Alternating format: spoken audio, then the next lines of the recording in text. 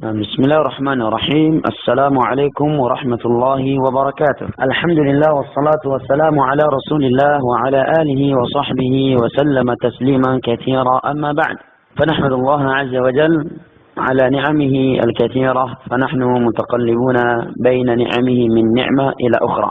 Ikhwani fillah rahimani wa rahimakumullah. Kita lanjutkan pelajaran kita dari kitab Al-Usul As-Salasah. Ya, kita telah membaca muqaddimah atau pendahulu yang pertama dari kitab ini.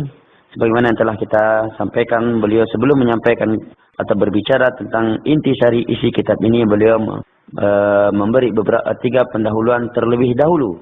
Ya, maka kita masih di dalam memberi catatan ringan terhadap pendahuluan yang pertama.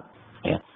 Terakhir, ta'liq kita terhadap ucapan beliau al-ilmu, yaitu pentingnya ilmu. Maka sekarang, yaitu ilmu yang beliau inginkan adalah ma'rifatullah, ilmu tentang nabinya dan ilmu tentang Islam dengan dalil-dalilnya. Telah kita berikan catatan yang ringan. Berikutnya adalah catatan yang ringan terhadap ucapan beliau al-amalu bih, mengamalkan ilmu tersebut. Inilah yang penting bagi kita. Setelah berilmu adalah mengamalkannya. Karena Allah Subhanahu wa taala telah mencela orang-orang yang berilmu namun tidak mengamalkannya. Di dalam surat Al-Jumu'ah pada halaman yang pertama juz 28 Allah berfirman, "Wa mathalul ladzina humilut tawrata thumma lam yahmiluha kamathalil himari yahmilu asfara. Bi'sa mathalul qaumil ladzina kazzabu biayatina innallaha la yahdil qaumadz zalimin." Sesungguhnya perumpamaan orang-orang yang telah dibebankan kepada mereka Taurat dari kalangan orang-orang Yahudi, lantas mereka tidak menjalaninya, tidak melaksanakannya, maka mereka seperti keledai-keledai yang membawa kitab. Di dalam surat Al-A'raf Allah mempermisalkan dengan permisalan yang jauh lebih jelek. Allah berfirman, "Watlu 'alaihim naba'al ladzina atainahu ayatina fansalakha minha fatba'ahu syaitan fakana minal ghawin." Bacakanlah kepada mereka cerita hamba kami yang dibacakan kepadanya ayat-ayat kami, lantas dia tidak menerimanya, dia meninggalkannya, maka syaitan pun menyertainya, maka dia pun menjadi orang-orang yang sesat. Maka setelah Allah menyebutkan orang tersebut yang tidak mengamalkan ilmunya atau meninggalkan ilmu yang telah dia ketahui, Allah menyatakan famathulu kamathalil kalbi in tahmil 'alaihi yalhad aw tatrukhu yalhad. Maka perumpamaan dia adalah seperti seekor anjing. Apabila engkau membawa makanan kepada anjing tersebut, lidahnya tetap meleleh, engkau tidak memberikan pun, lidahnya pun tetap meleleh. Oleh karena itu, para ulama mereka berkata, al-ilmu syajarah wal amalu samarah, fal ilmu bila amal kasyajarati bila ihtimar. Ilmu adalah laksana pohon, sedangkan amalan itu adalah buahnya. Maka ilmu yang tidak menghasilkan amalan itu bagaikan pohon yang tidak berbuah. Maka Islam ini adalah agama yang sempurna, di mana Islam ini menyeru kita untuk berilmu, kemudian Islam juga menyuruh kita untuk mengamalkan ilmu agama ini.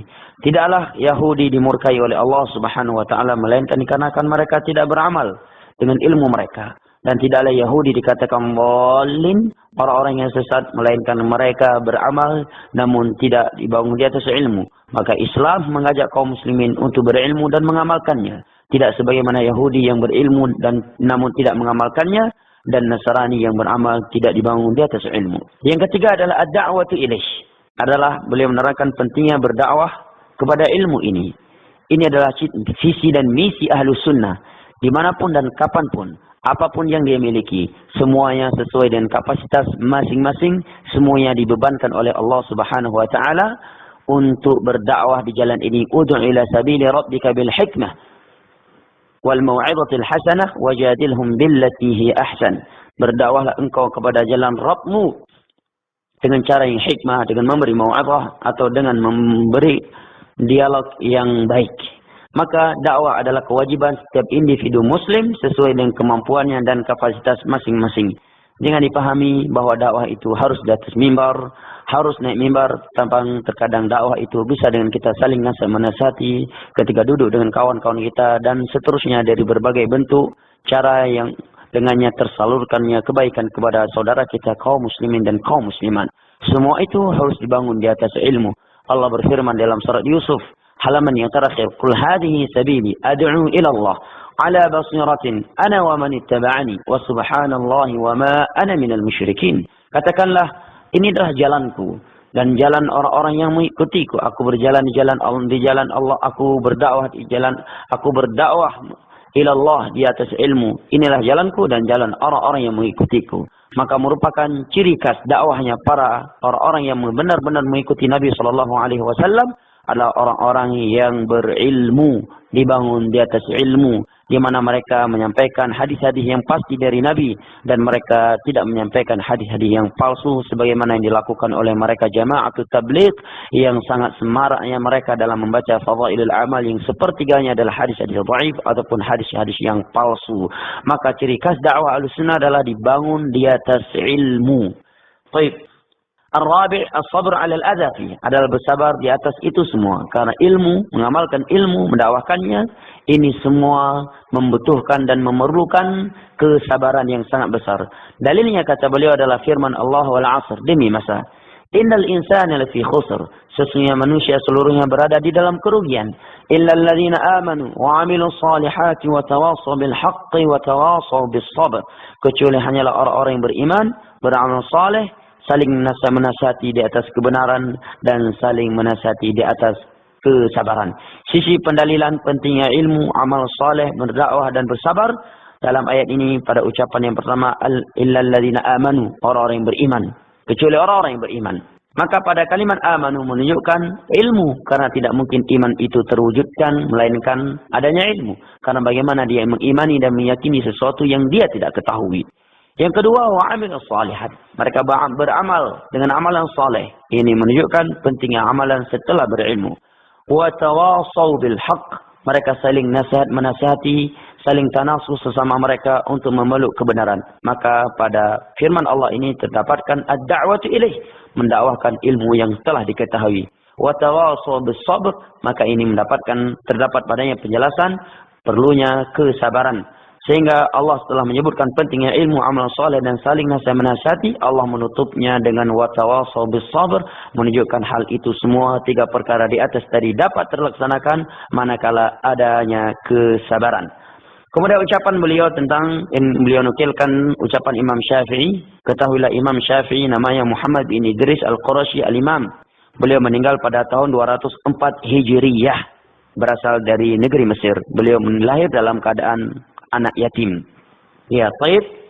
Beliau menyatakan bahwa apabila Allah tidak menurunkan hujjah kepada umat ini kecuali hanya surah ini, sungguh tidak cukup. Maksudnya kata para ulama, cukup sebagai motivasi untuk menyuruh mereka kepada kebaikan dan melarang mereka dari kejelekan. Karena tentunya di dalam ayat ini tidak ada pembahasan ahkam, sehingga tidak mungkin diinginkan oleh Imam Syafi'i cukup sebagai pedoman agama. Baik, berikutnya beliau menukilkan ucapan Al-Imam Al-Bukhari yang telah kita bacakan pada pertemuan sebelumnya yang menerangkan pentingnya ilmu sebelum berucap dan beramal. Al-Imam Al-Bukhari, ya, Al-Imam Al-Bukhari, beliau namanya adalah Muhammad bin Ismail. Ya, Muhammad bin Ismail yang meninggal di tahun 256. Seorang yang berasal dari Bukhara, daerah ya Uzbekistan dan sekitarnya, bukan seorang yang Arab. Beliau berdalil dengan firman Allah Subhanahu wa taala, fa'alam annahu la ilaha illallah wastaghfir li dzambik. Berilmulah engkau bahwasanya tidak ada ilah yang berhak diibadahi kecuali Allah dan mintalah ampunan untuk kedosamu. Kata Imam Bukhari, fabada bil ilmi qabla al qawli wal amal. Di dalam ayat ini Allah memulai dengan ilmu sebelum mengucapkan, yaitu la ilaha illallah, dan sebelum beramal, yaitu wastaghfir li dzambik. Maka jelaslah pentingnya ilmu sebelum berucap dan sebelum beramal. Tapi pada pertemuan berikutnya kita akan memasuki muqaddimah yang kedua sebelum masuki kepada muqaddimah yang ketiga yang setelah itu adalah intisari kitab. Wabillahi taufiq wal hidayah wa sallallahu ala nabiyina Muhammad wa ala alihi wa sahbihi wa sallam wa akhiru da'wana alhamdulillahi rabbil alamin. Wassalamu alaikum warahmatullahi wabarakatuh.